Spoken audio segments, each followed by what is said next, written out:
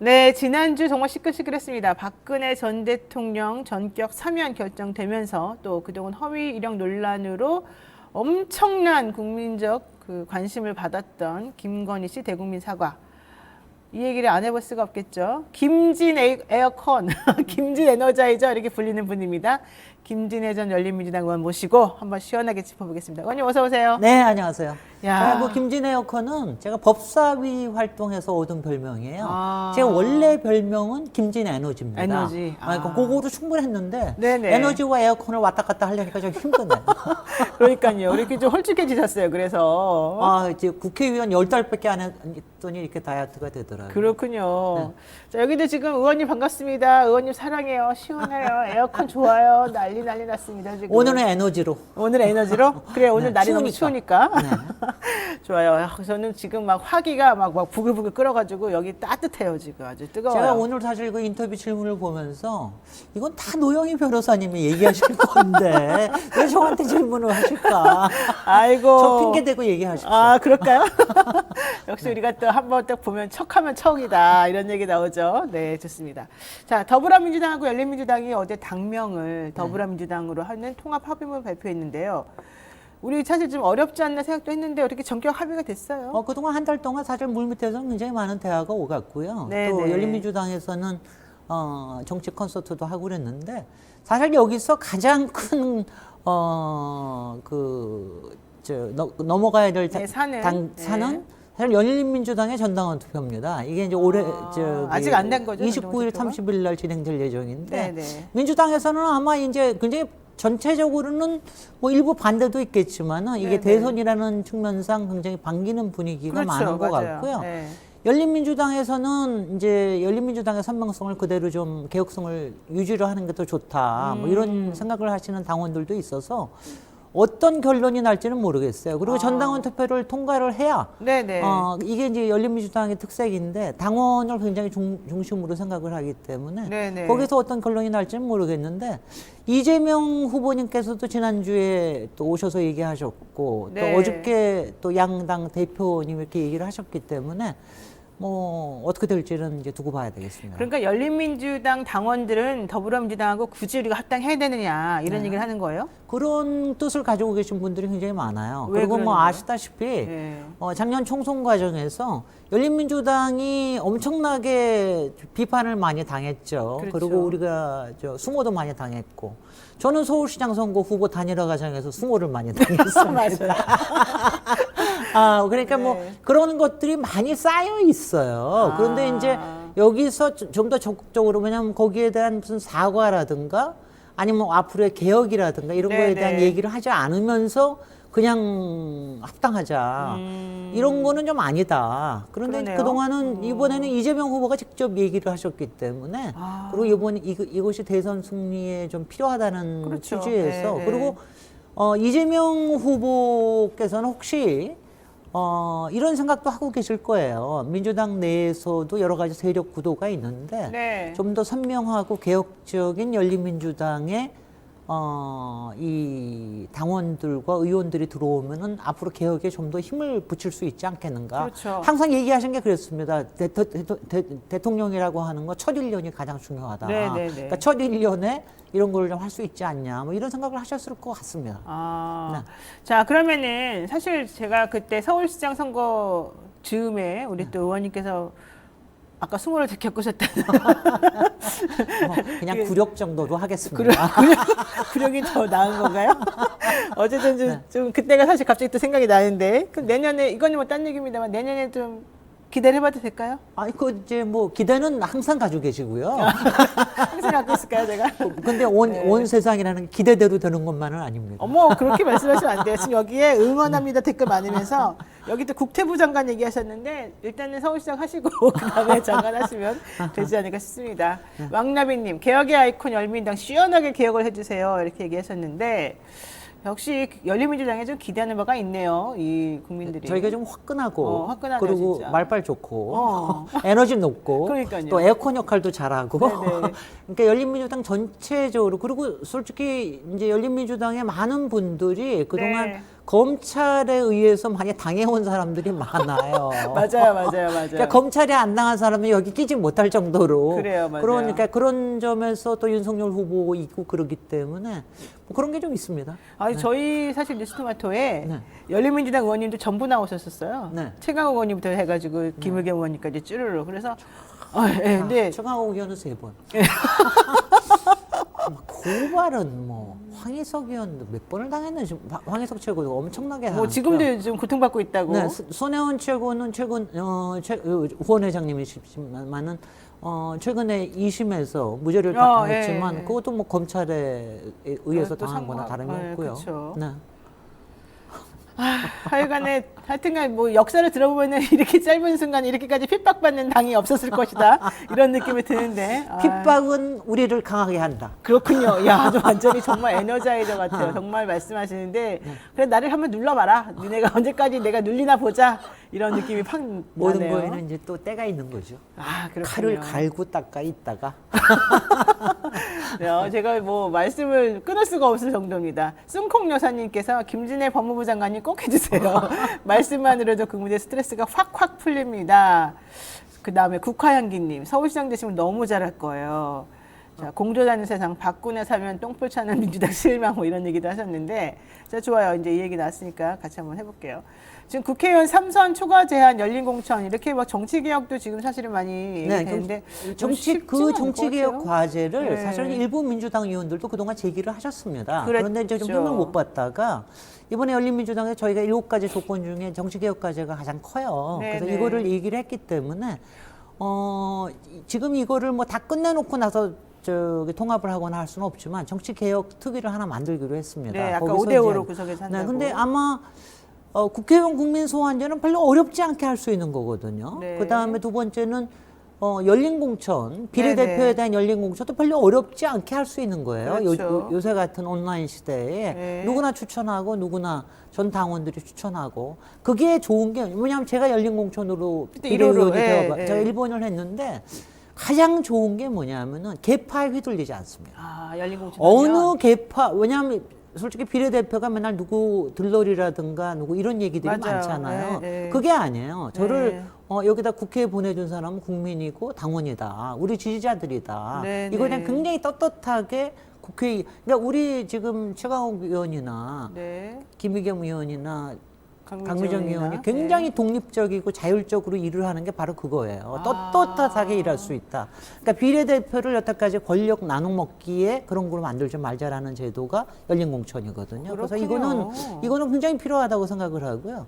그다음에 국회의원 3선 제한제. 이거는 정확하게 얘기하면은 한 지역구에서 3선 제한제예요. 지역구에서? 뭐냐면 이제 이게 모든 걸 다 하자 그러는데 이것도 꼭 필요한 게 저는 이전부터 이걸 주장했었는데 네. 아시다시피 초선은 되기가 어렵지만 어쩌다 되고 나면 네. 제일 되기 힘든 건 재선입니다. 재선이요. 그러니까 초선 때는 굉장히 열심히 해요. 맞아요. 근데 재선되고 나면은 공천만 받으면 되게 3선은 쉽게 됩니다. 아. 그때부터 좀 좀 말하자면 느슨해지죠. 느슨해지기 시작을 네, 해요. 맞아요. 그리고 지역구에 신경 쓰게 되고 그다음에 지도부에 잘 보여서 지도부의 다음 공천을 위해서 하고 자기 지역 개파 정치하고 이런 게 이제 3선에서 많이 나타난 폐해이기 때문에 이게 가령 지역구를 딴 데로 옮기거나 가령 험지로 가면? 네, 경남에 있다가 험지로 가고 그러면은 자기가 그걸 알리기 위해서 인지도를 위해서 지명도를 위해서 굉장히 열심히 노력을 할 거 아니에요. 그렇죠. 그러니까 아무것도 하지 말라는 게 아니라 한 지역구의 지역 개파 정치에 함몰되지 말라는 그런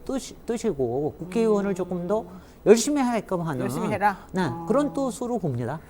근데 사실 그게 말이 쉽지 좀 어렵지 않겠어요? 저기 그렇게 미리 미리 하면 안 돼요? 패배주의에 사로잡히시면은 개혁이 안 돼요. 죄송합니다. 제가 왜 갑자기 또 3선 이상의 또 의원님들께 빙의가 돼가지고 이게 그분들이 걱정하는지 참 제 주제 넘었습니다. 죄송하고요. 네.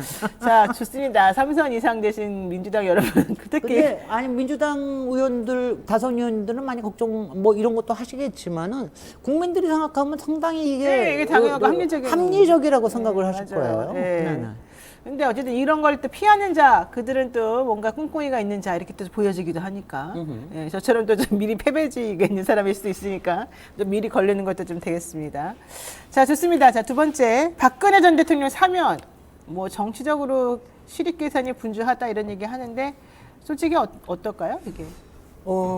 일단 문재인 대통령의 결단으로 이게 다 모든 걸 품어 안으셨다고 생각을 하고요. 이거를 네.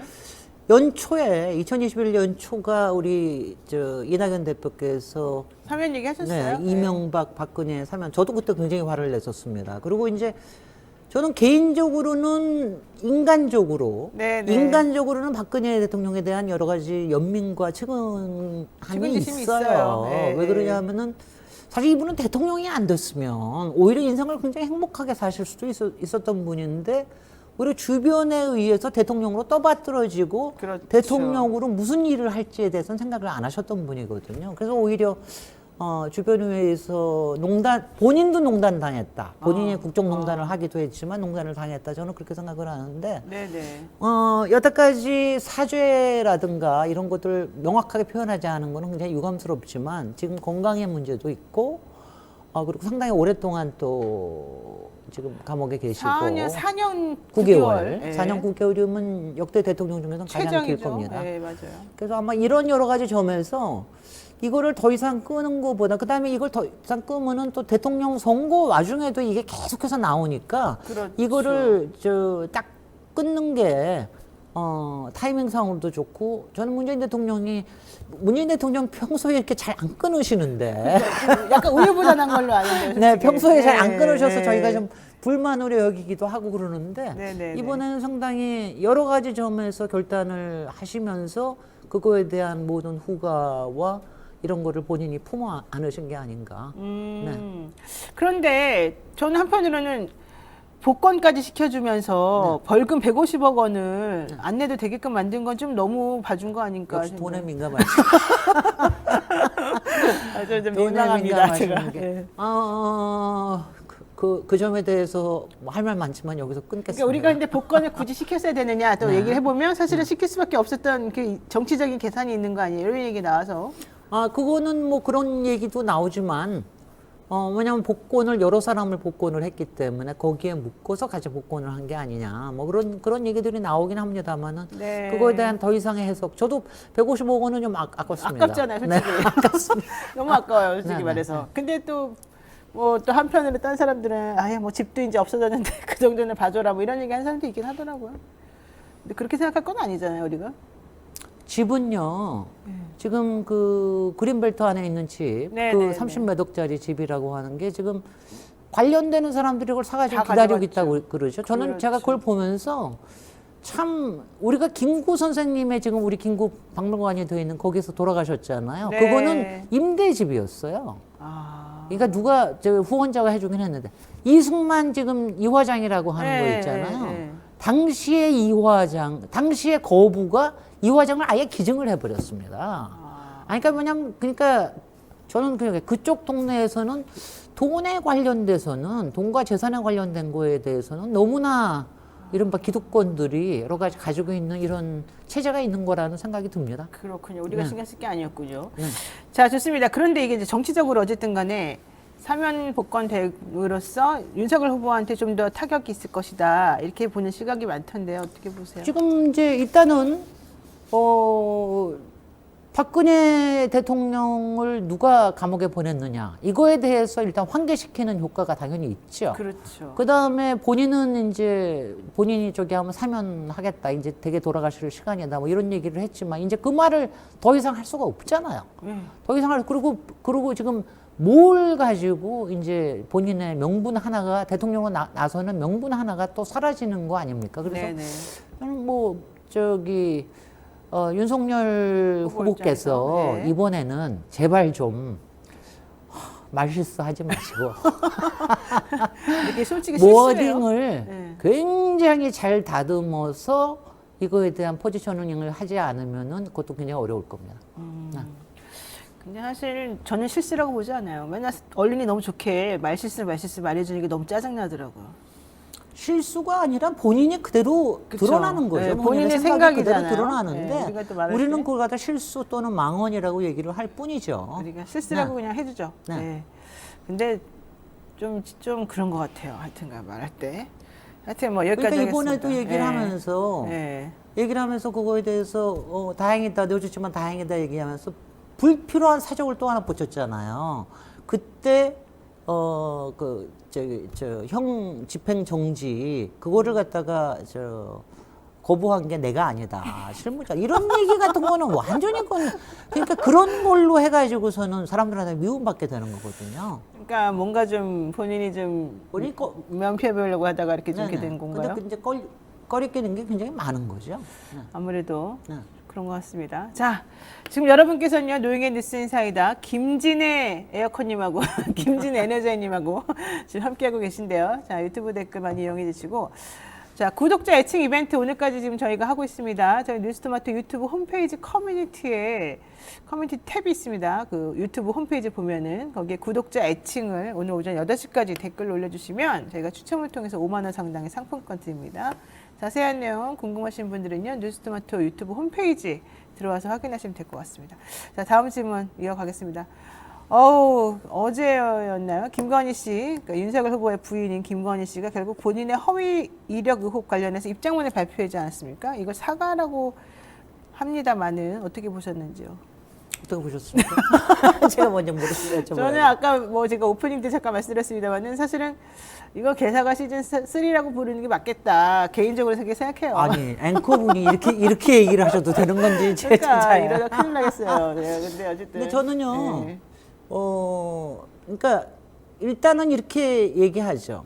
저는 그동안 계속해서 빨리 네. 사과를 하라기보다는 인정해라. 성에서 나와라. 아, 나와라. 왜냐하면 김건희 씨가 자기 안에 성에 갇혀 있는 게 이게 문제가 있다. 그거는 본인한테도 문제고 윤석열 후보한테 뭐 성에서 나와라. 근데 성에서 어떤 모습으로 나올지는 잘 모르겠다. 네네. 정말 이제 마리 앙뚜아네트처럼 나올지 아니면 네. 정말 잔다르크처럼 나올지 그건 잘 모르겠다.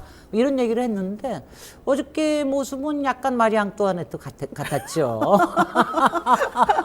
그런데 저는 어저께 제가 이거를 사과라고 부를 수 없다라고 얘기하시는 분도 있지만 저는 안 한 것보다는 낫다고 생각해요. 적어도 이번에 효과 자체가 윤석열 후보의 지지층에서는 그래도 비빌 언덕을 하나 준 겁니다. 이제 사과하지 않았냐. 그거라도 네네. 다행이다라고 네. 하는 거 있는데 우리 진보층이나 이런 쪽에서는 말도 안 된다고 얘기를 하는 거죠. 근데 중도층을 어떻게 움직이느냐. 이게 관건이 아니고요. 중도층은 굉장히 찝찝하게 생각을 할 거라고 생각을 해요. 제가 어저께 느낌을 3단계로 제가 표현을 할게요. 네네네.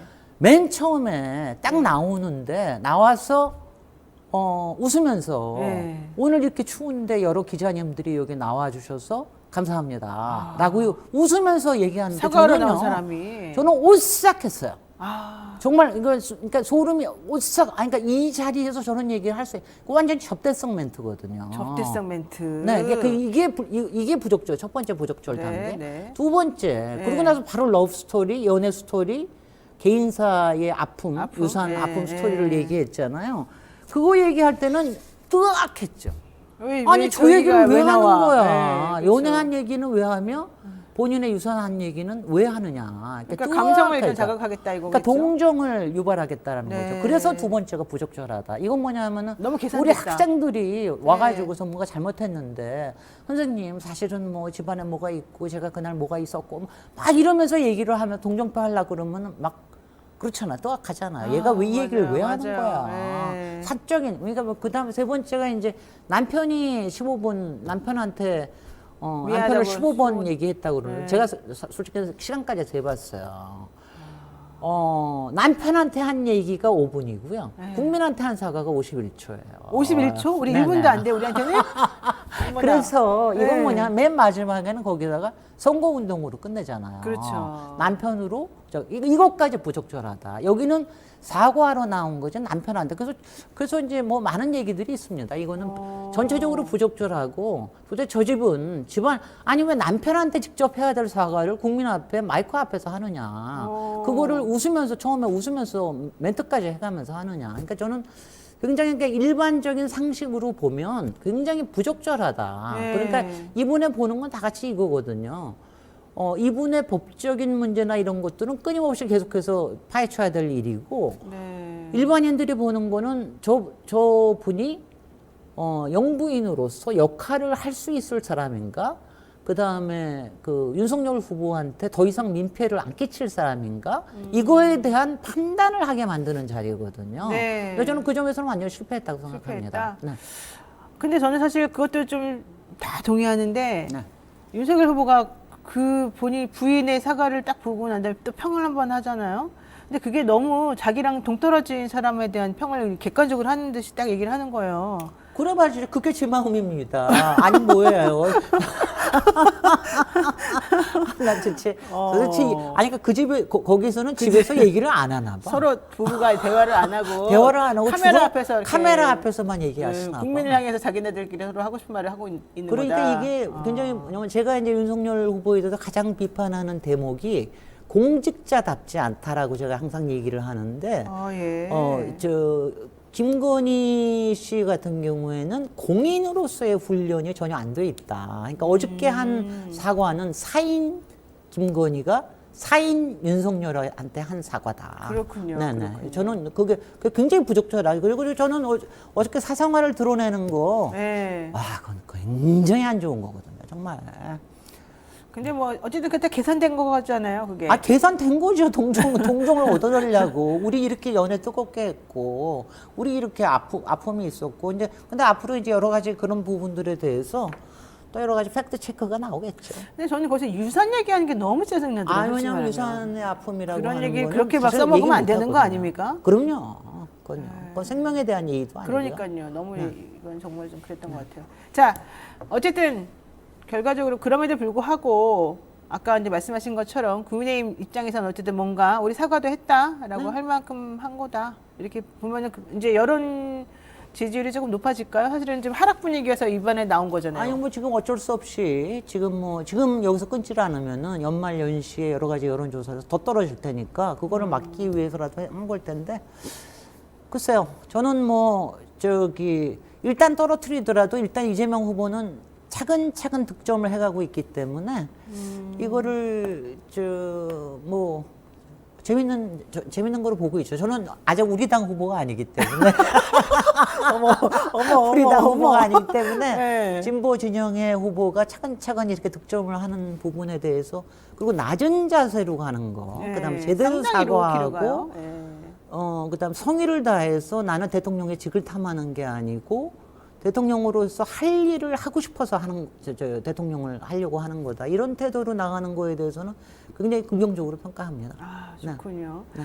자, 김건희 씨 못지않게 또 윤석열 후보 뭐 이를 일망원 이런 말이 있는데 아까 우리가 좀 잠깐 말했습니다만 결국 가치관 부재. 근데 이제 윤석열 후보의 가치관은 기본적으로 한마디로 표현하면 좀 약간 높은 곳에 계시는 그분의 가치관인가 봐요. 그러니까 세상을 나누고 자기하고 같은 부류, 그다음에 아닌 다른 부류, 부류. 그다음에 아닌 부류 중에서 낮은 사람들은 다 낮은 거로 해가지고 비하하고 혐오하고, 그다음에 자꾸 나눠서 뭔가 시혜를 주려고 그러고, 그렇죠. 시혜.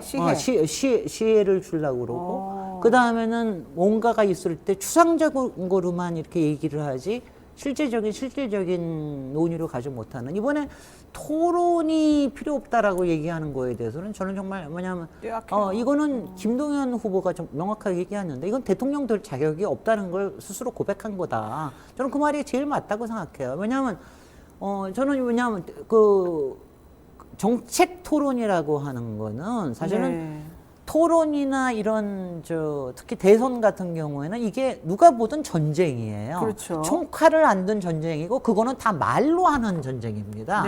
말로 해서 자기의 가치관과 지향점과 이걸 가지고 얘기하는 건데 이거를 싸우지도 않고 나는 이기겠다라고 얘기하는 거 아니에요. 그럼 저 사람이 뭘 보고 이걸 생각을 하는 거예요. 뭘 보고 판단하는 거예요. 나는 다 이미 이겼다 이런 생각 들거니와 또 하나 이 사람이 외교 현장으로 나갈 때 외교 현장에 소리 없는 전쟁인 건 또 아시죠? 그렇죠. 그거 다 말로 이루어지는 겁니다. 주고받기도 물론 여러 가지가 있지만은 토론하고 서로 사교하고 이런 것들도 다 소리 없는 총성이거든요.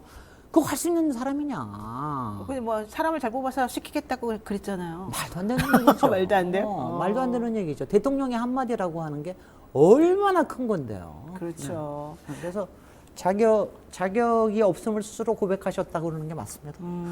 지난번에 방송 나오셔가지고 커피 마실 시간도 안 준다고.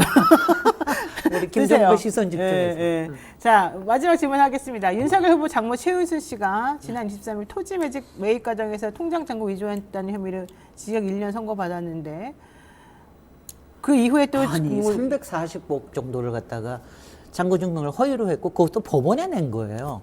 그거 가지고 1년 구형하는 저는 검찰 너무, 어떻게 네. 생각하십니까? 그러니까 저는 사실 5년 동안 감춰놓고 있다가 5년 지나가지고 이제 1년 구형하고 1년대로. 그러니까 이것도 그동안 이제 최은순, 김건희 또 본인 본부장 이 부분이 검찰 서울중앙지검하고 검찰총장 하는 동안에 다 덮여 있었다는 뜻이고요. 그렇죠, 그렇죠. 그다음에 뭐 최은순 씨 같은 경우에는 이거 뭐 김건희 씨도 관여됩니다만은 양평공흥지구. 네, 공항지구. 이거는 아주 심각한 특혜와 비리가 의심이 되는 사안이거든요. 이 부분에 그렇죠. 대해서는 앞으로 지금도 드러나고 있고 차근차근 드러날 겁니다.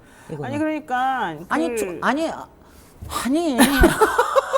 거기에서는 어떻게 이렇게 기적이 계속해서 일어나는 것이냐. 그러니까 무슨 모세 기적도 아니고 글쎄 장모의 말이죠. 기적이.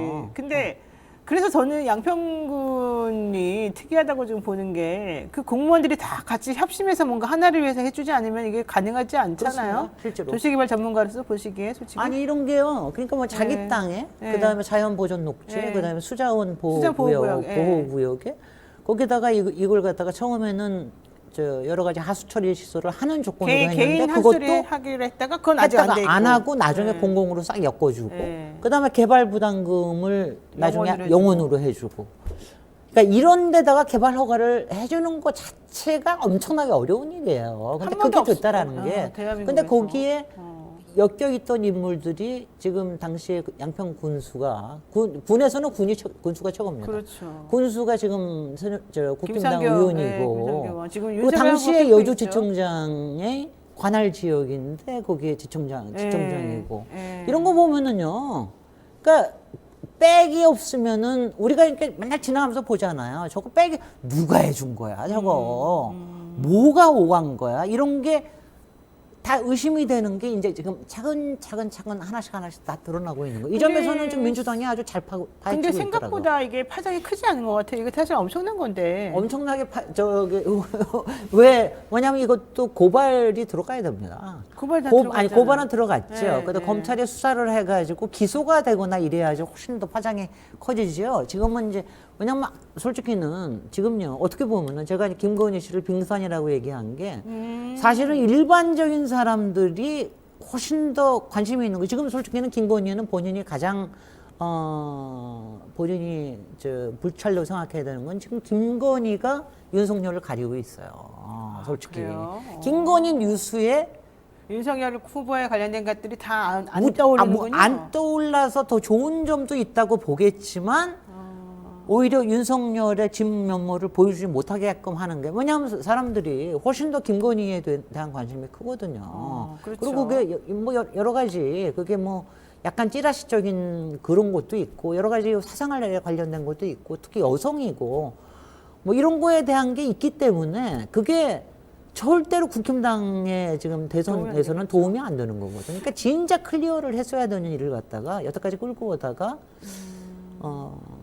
제가 그리고 그 빙산은 아직 10%도 다 드러나지 않았다는 그 거. 말씀 정말 동의하는 게 네. 사실은 원래 기본적으로 허위 이력 같은 거는 우리가 정말 말하기는 되게 쉽고 이해하기 쉬워서 말이 더 많이 나오는 거지. 정말 중요한 범죄는 그 주가 조작이라든가 좀 전에 말했던 그 업무하고 같이 연결해서 뭔가 공평지구 좀 뭔가 한 거 특혜 받고 한 거라든가 뭐 잔고 증명 위조도 사실은 본인이 뭐 이 MBA 과정 같이 다니던 사람에게 부탁해서 했다는 거잖아요. 글쎄 말이죠. 그러니까 그런 여러 가지 것들이 되게 큰 건들이 많은데 오히려 이렇게 짜잘짜잘한 거를 앞에 내세우면서 뒤에 거를 큰 걸 가려버리는 효과가 좀 있는 것 그런 같더라고요. 것도 있고요. 또 하나는 네. 근데 또 나쁜 거는 뭐냐면은 이제 지금 김건희 씨의 허위 학력 또 여러 가지 위조에 관련된 게 네. 윤석열 후보가 그렇게 내세웠던 공정과 상식, 상식에 특히 반하는 거다. 조국 교수, 정경심 교수에 대한 조국 장관님 이 두 분에 대해서 그동안 해왔던 또 과거 신정아 씨에 대해서 해왔던 여러 가지 그렇죠. 자태에서 이건 뭐냐. 윤석열 후보는